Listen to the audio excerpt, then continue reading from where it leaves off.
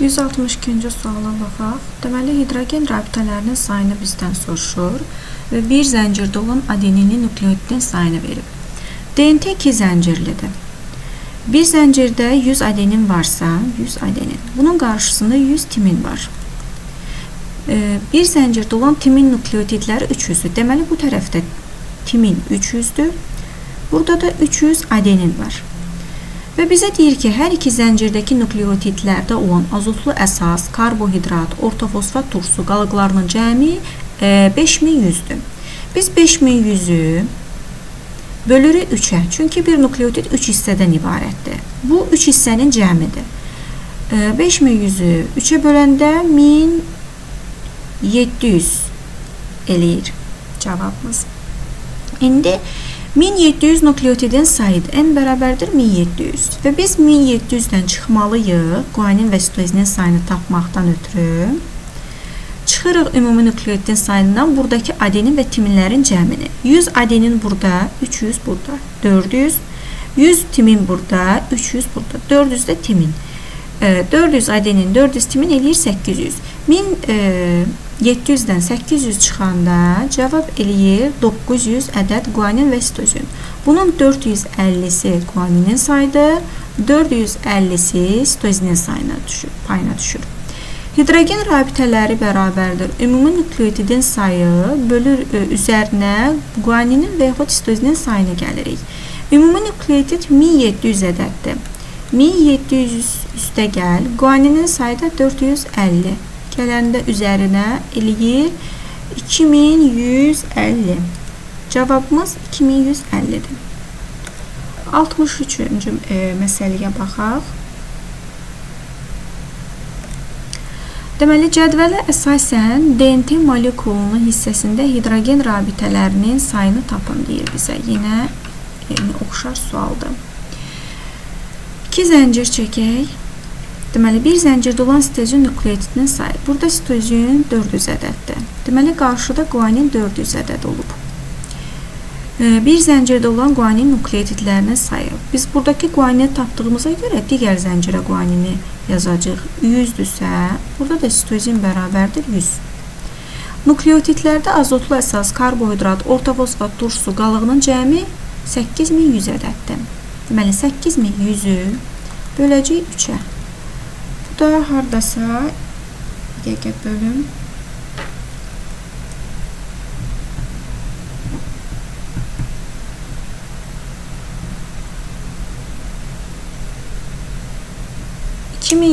eləyir. 2700 nukleotid var. Və bu 2700 nukleotiddən biz çıxırıq guanin və sitozinlərin cəmini. 400 burada, 100 burada, 500, 500 də digər zəncirdə, 1000.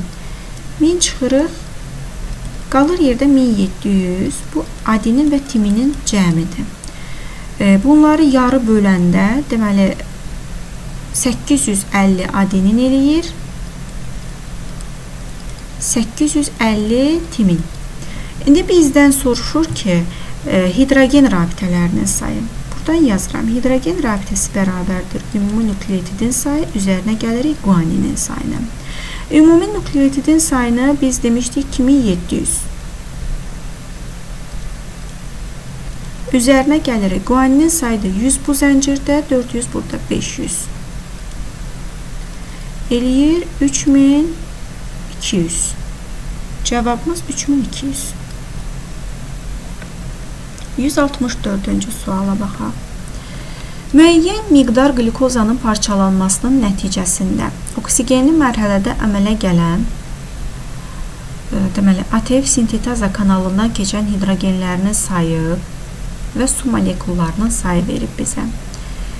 Sonra ATF molekullarının sayı. Deməli, oksigenli mərhələdən 24 hidrogen protonu keçəndə alınırdı 36 molekul ATF, 36 molekul ATF və 42 molekul su ayrılırdı. Glikoliz mərhələsində isə müəyyən miqdar, yəni 1 mol glukozanın parçalanmasından 2 mol molekul ATF alınırdı, 2 mol su. İndi bizdən deyir ki, X çıxılsın Y bərabərdir 80 olarsa. Yəni, su molekullarının sayı oksigenli mərhələdə əmələ gələn 42 idi. 1 mol götürsək əgər biz glukozanı. Glikoliz mərhələsində də 2 mol idi. İndi bunun fərqini deyir. 42-dən çıxanda 2-ni 1 mola görə hesablayanda fərq eləyirdi 40. 40 mol, 1 mol əgər biz glukoza götürsək bunlar arasında fərq 40 eləyir. 2 mol götürsək cavab 80 eləyir. Deməli, burada 2 mol glukoza götürülüb ki, fərq 80 eləyib. 2 mol glukoza götürülərsə 84 mol su alınır, 4 mol da glikoliz mərhələsində su alınır. 84-dən 4-ü çıxsa qalır yerdə 80, yəni fərq 80 eləyir. Deməli, burada götürülən glikozanın miqdarı 2 mol imiş. Biz indi 2 mola görə alınan ATF sinteza kanalından keçən hidrogen protonlarının sayını hesablayaq. 1 mola glukozada 24 hidrogen protonu keçirdi. 2 mola X. X bərabərdir 48. Bunu A-nı tapdıq 48. Digər tərəfdən deyir ki, glikoliz mərhələsində əmələ gələn ATF molekullarının sayı. 1 mol glukoza parçalananda 2 mol ATF əmələ gəlirdi, molekul. 2 mol glukozadan 4 molekul ATF əmələ gələr. 48-in də üzərinə bizdə fərqini soruşur. 48-dən də burada çıxırıq B-ni, yəni A-dan çıxırıq B-ni. 48 çıxılsın 4 bərabərdir 44. Deməli, bu testin cavabı 44 eləyir. 165-ci suala baxaq. DNT molekulunun bir hissəsi verib, nisbi molekul kütləsi 900 mindir. Biz 900 mini böləcəyik nukleotidin kütləsinə. Bir nukleotidin kütləsi 300 qramdır. 300-ə böləndə burada biz nukleotidlərin sayını tapacaq. 300-ü ixtisar getsək 3000. Deməli, 3000 nukleotid var imiş. Və hidrogen rabitələrinin sayı da bizə verib 3400. Timinli nukleotidin sayını soruşur. Hidrogen rabitəsi bərabər idi. Ümumi nukleotidin sayı üzərinə gəlirdi guaninin sayını. Və yaxud hidrogen rabitəsi bərabər idi. 2 timinlə əvəz elə. 2 timin üstə gəl 3 guanin. Burada guaninin sayı 400-dür. Nukleotidin sayının üzərində guanini gələndə hidrogen rabitəsi eləyirsə, deməli burada nukleotid 3000-dir. 3000-in üzərinə 400 gəlib ki, 3400 hidrogen rabitəsi alıb. Buradan yazırıq ki, guaninin sayı 400-dür. İndi gətirək yerinə qoyaq. 2T bərabərdir. Hidrogen rabitəsi çıxılsın 3Q-yə. Buradan da T-ni tapanda hidrogen rabitəsi çıxılsın 3Q bölünsün 2-dən. Tapırıq ki, 3400 çıxılsın 400-ü 3-ə vuranda eləyir 1200. Bölünsün 2. Bərabərdir. 3400-dən 1200 çıxanda 2200 eləyir. Onu da 2-yə böləndə 1100. Cavabımız 1100. Deməli, timinin sayı 1100-dür. 166-cı sual. X-i hesablayın. Deməli, DNT molekulunun bir hissəsində ölçüsü kiçik olan azotlu əsasların cəmi sayı. Yəni, ölçüsü kiçik olan sitozin və timindir. Timinlə sitozinin sayı 2000-dir.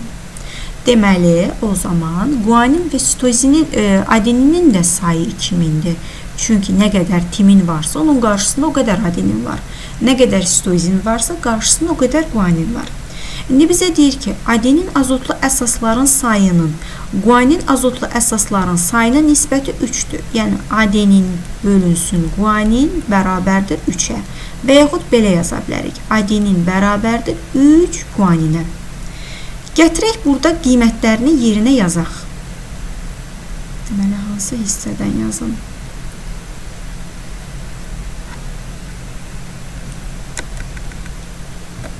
Bu hissədən yazıram.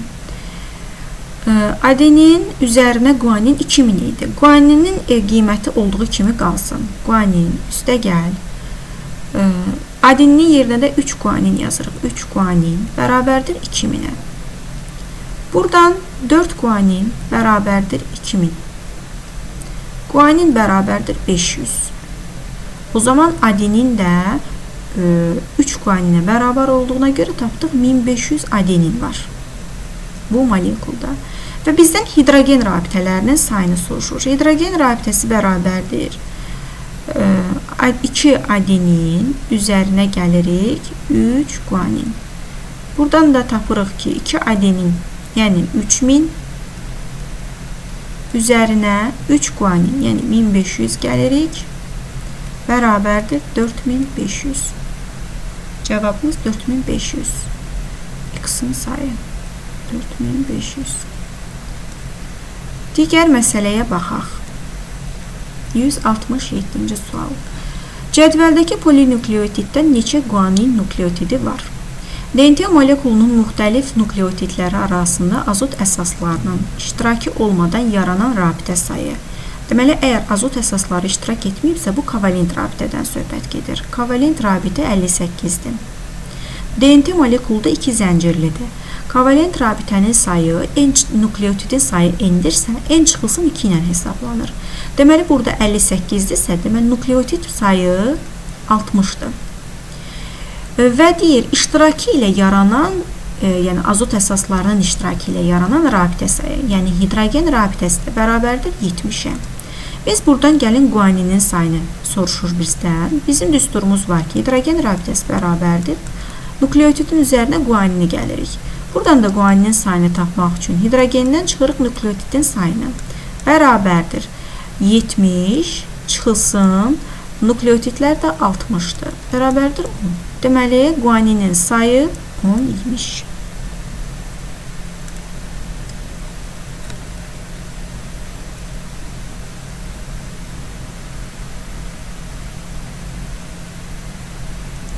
Altmış 8-ci suala baxaq. Uyğunluğu müəyyən edin. Deməli, bunu sileyim mən.